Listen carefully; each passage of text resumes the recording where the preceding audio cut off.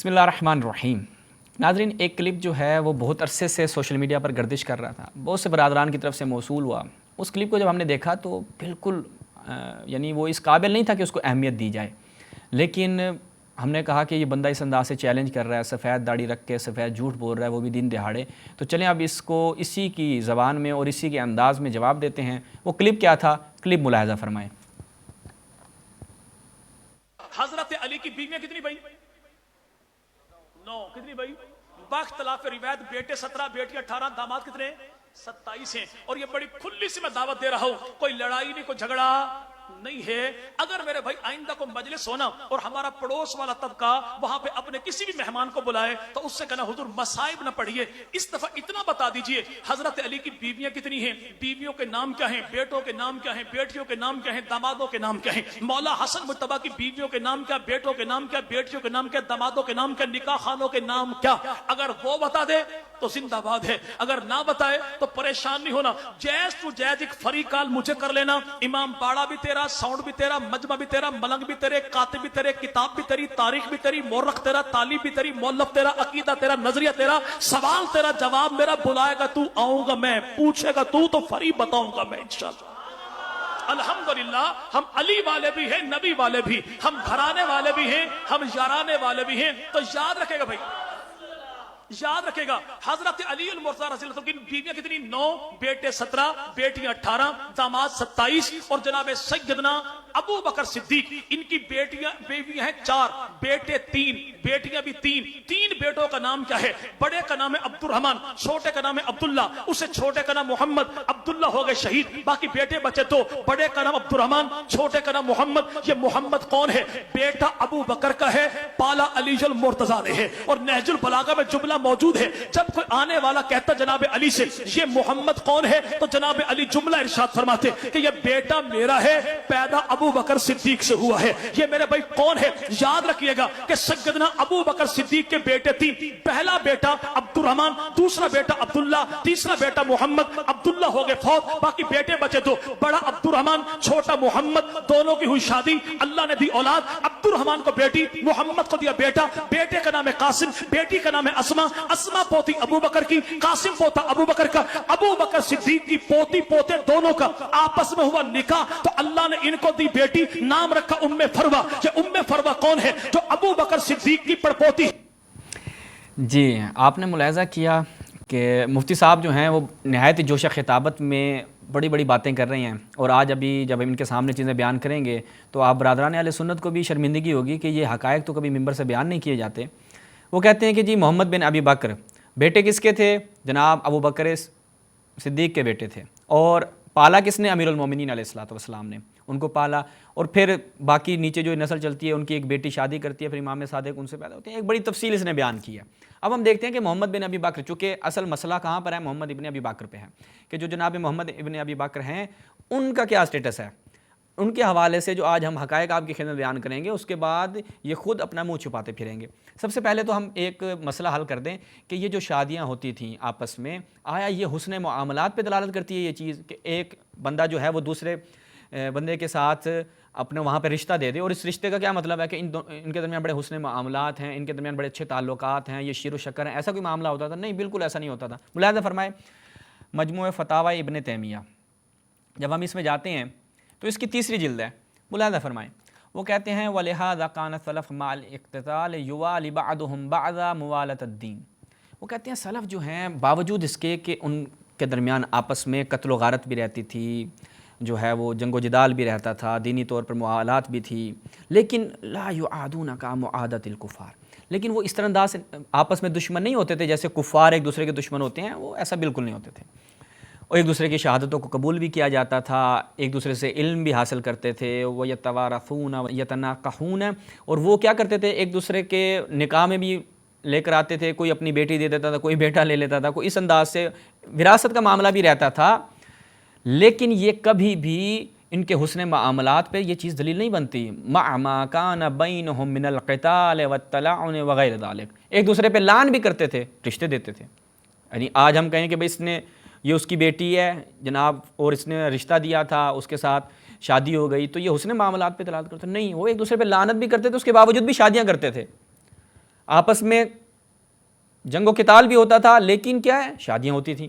تو کبھی بھی یہ چیز خود آپ کے ابن تیمیہ جس کے آپ پیروکار ہیں وہ کیا بیان کر رہا ہے کہ سلف میں یہ ایک رسم رہی ہے کہ آپس میں معاملات جو ہیں ان کے اگر انجام پاتے تھے، شادی وغیرہ ہوتی تھی، وراثت وغیرہ کے معاملات ہوتے تھے، لیکن دوسری طرف ایک دوسرے پہ لعن بھی کرتے تھے اور جنگ و قتال بھی رہتا تھا۔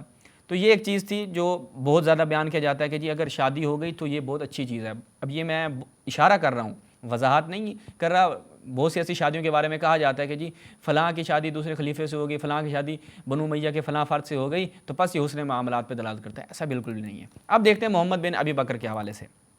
سب سے پہلے چلیں اپنی اسکرین پہ ملاحظہ فرمائیں، معجم الاحادیث المعتبرہ، کس کی؟ جناب عاصم محسنی صاحب کی۔ سند کے حوالے سے بھی یہ نہیں کہا جا سکتا کہ سند میں کوئی مشکل ہے، سند اس کی بالکل صحیح ہے، ٹھیک ہے۔ اس میں جب ہم جاتے ہیں صفحہ نمبر 174، دیکھیں ملاحظہ فرمائیں،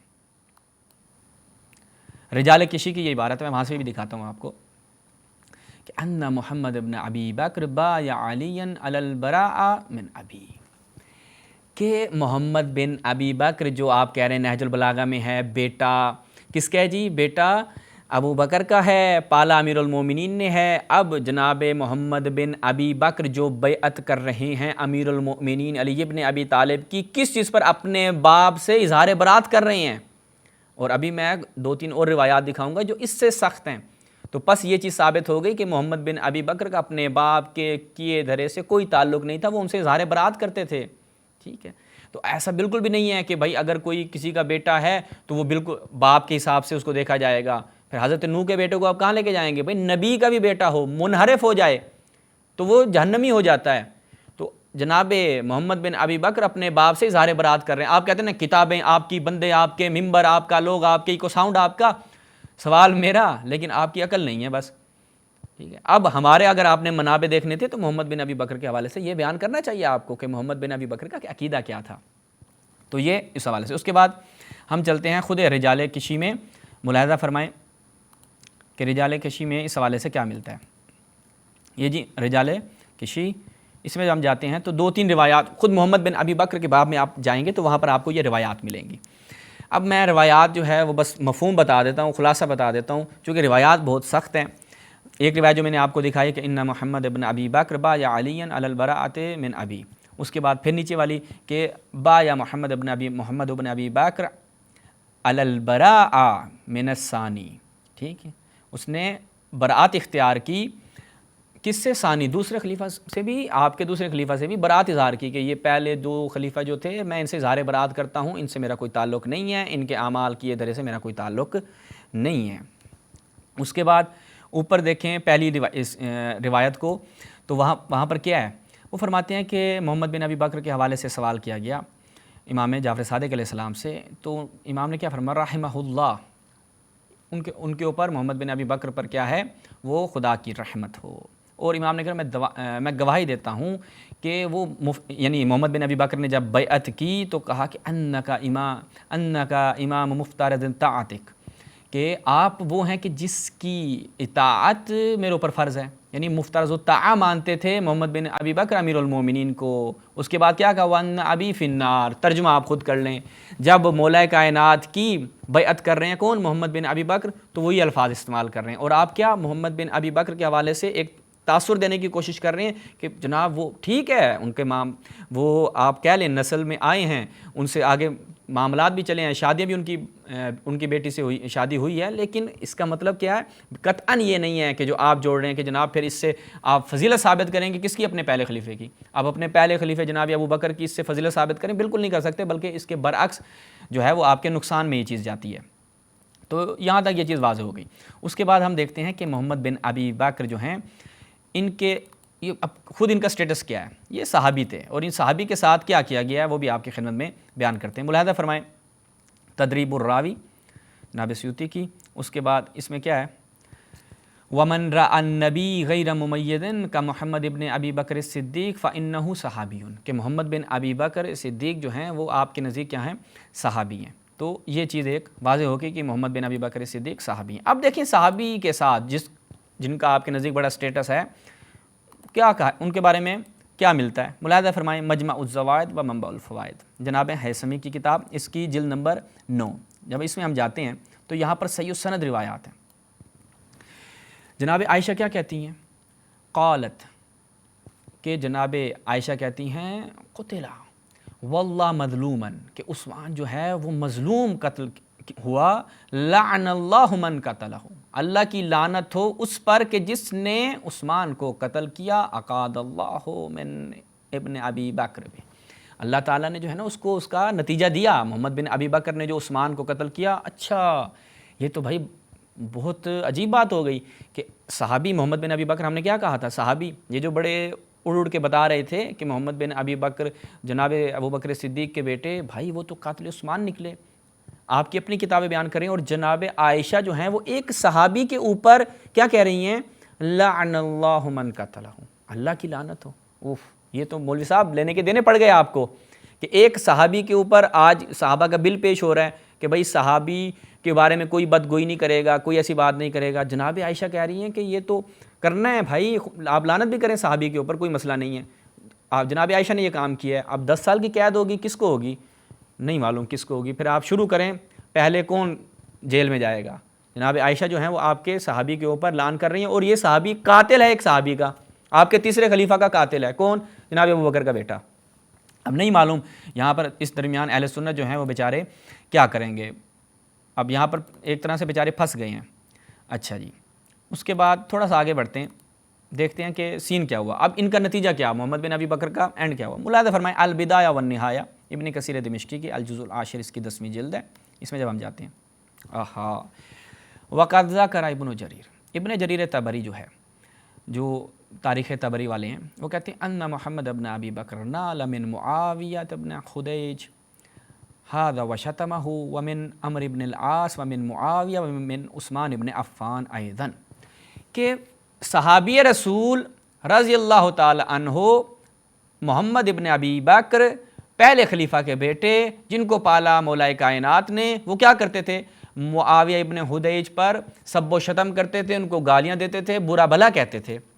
عمرو ابن عاص کو بھی، وہ بھی آپ کا صحابی رضی اللہ تعالیٰ عنہ، ایک رضی اللہ تعالیٰ عنہ دوسرے رضی اللہ تعالیٰ عنہ کو گالیاں دیتا تھا، برا بھلا کہتا تھا، معاویہ کے اوپر بھی سب و شتم کرتا تھا، عثمان بن عفان کے اوپر بھی سب و شتم کرتا تھا۔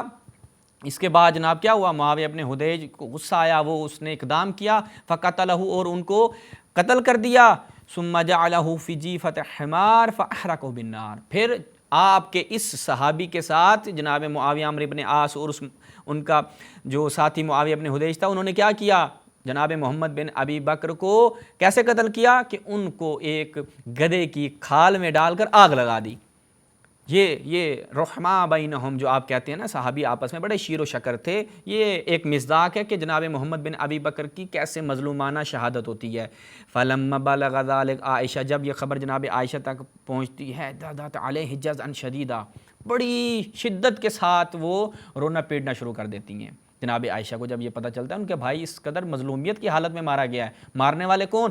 جناب معاویہ ابن خدیج، عمرو ابن عاص معاویہ، اور اس کے بعد خود دیکھیں وَجَعَلَ تَدْعُو عَلَى مُعَاوِيَةَ وَعَمْرِ بْنِ الْعَاصِ دُبُرَ الصَّلَوَاتِ، ہر نماز کے بعد وہ کیا کرتی تھی جناب عائشہ؟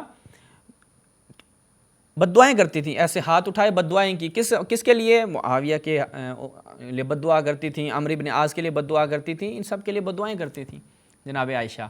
تو یہ جو آپ کہتے ہیں کہ محمد بن ابی بکر پہلے خلیفہ کے بیٹے تھے، لیکن دیکھیں ہوا کیا، وہ قاتل عثمان بنے، اس کے بعد ان کو مارنے والے آپ کے اپنے ہی جلیل القدر افراد، آپ کے اپنے بہشتی اور جنتی افراد کہ انہوں نے محمد بن ابی بکر کو قتل کیا۔ تو یہاں تک یہ جو آپ نے بیان کیا کہ جناب محمد بن ابی بکر کا رشتہ یوں تھا اور وہ بیٹے تھے فلاں کے اور پھر پالا فلاں نے اور بڑا اچھا معاملہ ہو گیا، یہ تو اہل بیت کے ہم گھر والے بھی ہیں، ہم در والے بھی ہیں، ہم اہل بیت والے بھی ہیں، ہم یاروں والے بھی ہیں۔ تو بھائی یاروں میں اور اہل بیت میں اس قدر مسائل چل رہے تھے، یہ بھی آپ لوگوں کو بتایا کریں۔ تو ان مفتی صاحب نے جو عجیب و غریب گفتگو کی، آپ کو اگر شوق ہے ممبر ہمارا ہو، افراد ہمارے ہوں، لوگ ہمارے ہوں، اسپیکر ہمارا ہو، مولوی ہمارا ہو، وہ مسائب نہیں پڑے گا، یہ لیں ہم آپ کی خدمت بیان کرتے ہیں۔ یہ آپ کی کوئی بات اتنی کوئی مضبوط تھی نہیں، کہ جس کا جواب دیا جائے، لیکن بہت زیادہ مومنین کی طرف سے اصرار تھا، تو یہ مختصراً جواب آپ کی خدمت میں. اب مومنین کو بیٹھ کے، آپ لوگوں کو بیٹھ کے بتائیں کہ محمد بن ابی بکر خال المومنین کیوں نہیں ہیں، کیونکہ مارنے والا آپ کا پھر ایک اور خال المومنین تھا. محمد بن ابی بکر خال المومنین بنتے ہیں آپ کی تھیوری کے مطابق، اور مارنے والا خال المومنین تھا، اور لعنت کرنے والی ام المومنین تھی. تو بس یہاں سے نتائج آپ خود برآمد کر سکتے ہیں. والسلام علیکم ورحمۃ اللہ.